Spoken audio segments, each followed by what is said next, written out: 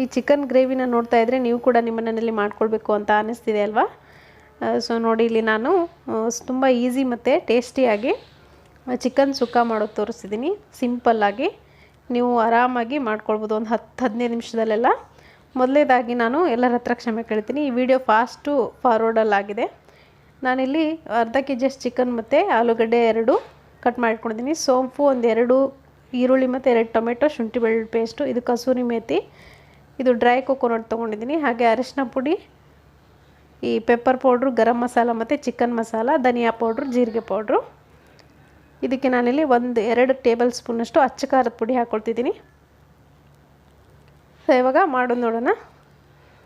ನಾನಿಲ್ಲಿ ಪಾತ್ರೆ ಬಿಸಿ ಇಟ್ಕೊಂಡಿದ್ದೀನಿ. ಇದಕ್ಕೆ ಒಂದು 3 ಟೇಬಲ್ ಸ್ಪೂನಷ್ಟು ಎಣ್ಣೆ ಹಾಕ್ಕೊಳ್ತಿದ್ದೀನಿ. ನೀವು 2 ಟೇಬಲ್ ಸ್ಪೂನಷ್ಟು ಎಣ್ಣೆ ಹಾಕ್ಕೊಂಡು 1 ಸ್ಪೂನ್ ತುಪ್ಪ ಹಾಕ್ಕೊಂಡು ತುಂಬ ಚೆನ್ನಾಗಿರುತ್ತೆ.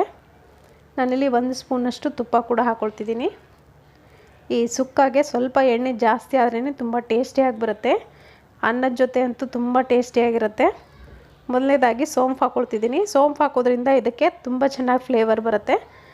ಸೋಂಪು ಹಾಕಿದ ತಕ್ಷಣ ಈರುಳ್ಳಿ ಹಾಗೆ ಶುಂಠಿ ಬೆಳ್ಳುಳ್ಳಿ ಪೇಸ್ಟ್ ಹಾಕ್ಕೊಂಡು ಸ್ವಲ್ಪ ಹೊತ್ತು ಬಾಡಿಸ್ಕೊಳ್ತೀನಿ. ಈರುಳ್ಳಿನ, ಶುಂಠಿ ಬೆಳ್ಳುಳ್ಳಿ ಪೇಸ್ಟು ಸ್ವಲ್ಪ ಹಸಿ ವಾಸನೆ ಹೋಗೋವರೆಗೂ ಚೆನ್ನಾಗಿ ಫ್ರೈ ಮಾಡ್ಕೊಳ್ತೀನಿ.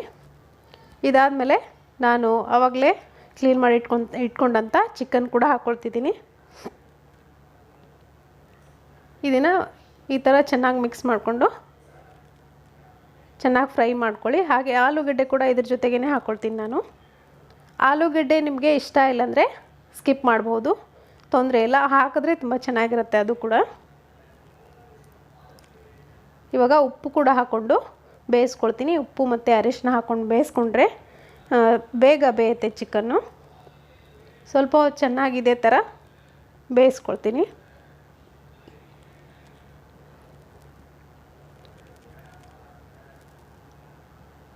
ಸೊ ಮುಚ್ಚಿ ಒಂದು 10 ನಿಮಿಷ ಬಿಟ್ಟಿದ್ದೆ, ಚೆನ್ನಾಗಿ ಬೆಂದಿದೆ ಚಿಕನ್ನು.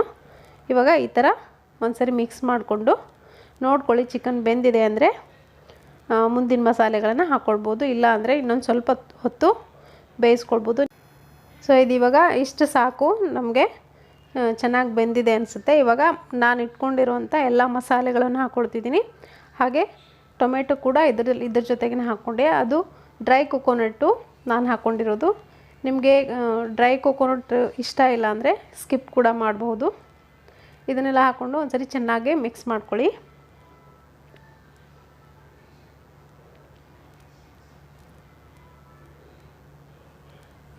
ಈ ಥರ ಒಂದ್ಸರಿ ಚೆನ್ನಾಗಿ ಮಿಕ್ಸ್ ಮಾಡ್ಕೊಂಡು ಆದಮೇಲೆ ನಾನಿಲ್ಲಿ ಮೊಸರು ಹಾಕ್ಕೊಳ್ತಿದ್ದೀನಿ. ನಾನು ಇಂಗ್ರೀಡಿಯೆಂಟ್ಸ್ನಲ್ಲಿ ಮೊಸರು ತೋರಿಸ್ಲಿಲ್ಲ, ನಿಮಗೆ ತೋರಿಸ್ದೆ, ಬಟ್ ಅದು ಫಾರ್ವರ್ಡಲ್ಲಿ ಆಗಿರೋದ್ರಿಂದ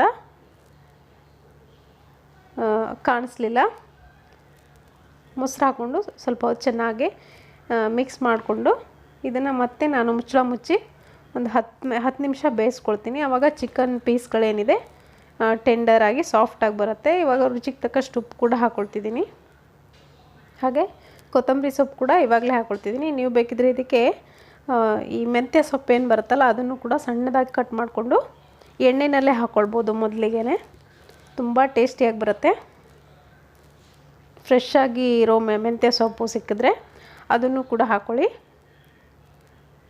ನೋಡಿ, ಇದಕ್ಕೆ ನಾನು ಜಾಸ್ತಿ ಮಸಾಲೆನೇ ಹಾಕಿಲ್ಲ. ಎಷ್ಟು ಚೆನ್ನಾಗಿ ಗ್ರೇವಿ ಬಂದಿದೆ.